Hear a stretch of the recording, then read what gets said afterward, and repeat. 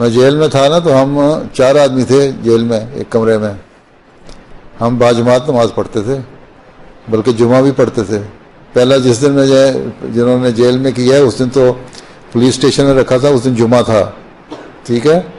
तो पहला जुमा हमने वहीं पढ़ा था। उस पहले जुमे को मैंने खुतबा दे के जुमा पढ़ाया था उन सबको। अपने पीछे 3 आदमी मेरे पीछे नमाज पढ़ते थे, नमाजें भी पढ़ते थे, बाजमात नमाजें भी पढ़ते थे, नफल भी पढ़ते थे, कुरान भी पढ़ते थे।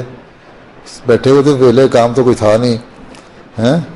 नमाजें दुआएं करते रहते थे या किताबें पढ़ते रहते थे। आपको इजाजत दे दी थी? हैं?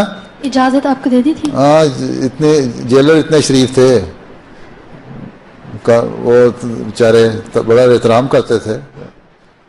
कानून के तहत बेचारे कुछ कह नहीं सकते थे, क्योंकि जिनको उनके जो वजीर आला और दूसरे सरकारी अफसर थे, उनकी वजह से उन्होंने जेल में डाला था। लेकिन जेलर खुद शरीफ आदमी था, तावन करता था।